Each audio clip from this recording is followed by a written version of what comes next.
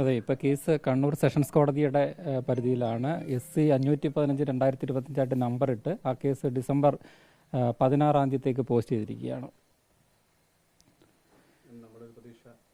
നമ്മളതിൽ ഫർദർ ഇൻവെസ്റ്റിഗേഷനാണ് ആവശ്യപ്പെട്ടിരിക്കുന്നത്. നമ്മൾ പറഞ്ഞ, അതായത് പോലീസ് ഹൈക്കോടതിയിൽ അഫിഡവിറ്റ് കൊടുത്തത് അവരെല്ലാ കാര്യങ്ങളും, ഞങ്ങൾ പറഞ്ഞിട്ടുള്ള എല്ലാ കാര്യങ്ങളും അവർ അന്വേഷിക്കുന്നുണ്ട്, അന്വേഷണ പരിധിയിലുണ്ടെന്ന്. പക്ഷേ കുറ്റപത്രം സമർപ്പിച്ചപ്പോൾ അതിനോടൊപ്പം അതിൽ അഡീഷണൽ കുറ്റപത്രം സമർപ്പിച്ചപ്പോഴാണ് ഞങ്ങൾക്ക് ബോധ്യമാകുന്നത് അവർ ഈ പറയുന്ന പ്രധാനപ്പെട്ട അല്ലെങ്കിൽ നിർണായകമായ പോയിന്റുകൾ അന്വേഷിച്ചിട്ടില്ല, അഥവാ അന്വേഷിച്ചിട്ടുണ്ടെങ്കിൽ അതൊക്കെ മറച്ചു വെച്ചിട്ടാണ് അവർ കുറ്റപത്രം സമർപ്പിച്ചതെന്നും ബോധ്യമായി.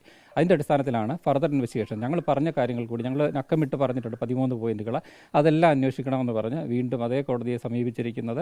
അപ്പോൾ അതിലിനിയും വീണ്ടും വാദം കേൾക്കാനായിട്ടുണ്ട്. അതിനുശേഷമായിരിക്കും തീരുമാനമെടുക്കുക കോടതി.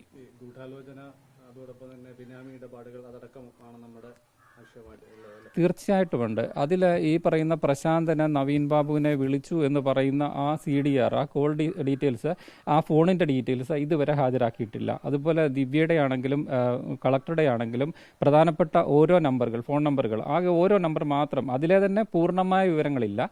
ഇതെല്ലാം മറച്ചു വെച്ചുകൊണ്ട് എന്തിനാണ് ഇവർ ഇങ്ങനെ ഒരു കുറ്റപത്രം സമർപ്പിച്ചത് എന്ന് നമുക്ക് ദുരൂഹമാണത്. അപ്പോൾ അതിൽ തീർച്ചയായിട്ടും കാര്യക്ഷമമായ അന്വേഷണം തന്നെ വരണം, എങ്കിലേ സത്യം പുറത്തു വരത്തുള്ളൂ. നീതി ഇപ്പോഴും വളരെ അകലെയാണെന്നൊരു തോന്നലാണ് ഞങ്ങൾക്കുള്ളത്.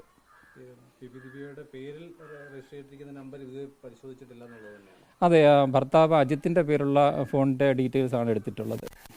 ദിവ്യയുടെ പേരുള്ള ഫോണില്ല, പ്രശാന്തിൻ്റെ പേരിലുള്ള പ്രശാന്തിൻ്റെ തന്നെ ആ നിർണായക പീരീഡ്, അതായത് 9 തീയതി തൊട്ട് 14 തീയതി വരെയുള്ള പീരീഡിലെ കോൾ ഡീറ്റെയിൽസ് ഒന്നും തന്നെ കാണാൻ കഴിയുന്നില്ല.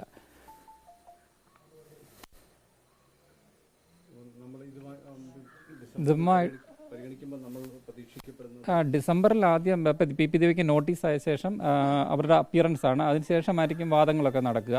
ഞങ്ങൾ ഇതുമായിട്ട് സാധ്യമായ എല്ലാ നിയമവഴികളും തേടും, എല്ലാ പോസിബിളായിട്ടുള്ള എല്ലാ കാര്യങ്ങളും ചെയ്യുമെന്ന് തന്നെ ഞങ്ങൾ കുറച്ച് തീരുമാനിച്ചിരിക്കുന്നു. ഞങ്ങൾ മറ്റ് ചില നടപടികളും ഇപ്പോൾ ആലോചിക്കുന്നുണ്ട്. പുറകെ അതിൻ്റെ വർക്കുകളും നടന്നുകൊണ്ടിരിക്കുകയാണ്. അധികം താമസിയാതെ അങ്ങനെയുള്ള ചില കേസുകളും കൊടുക്കാനായിട്ട് ആലോചിക്കുന്നുണ്ട്.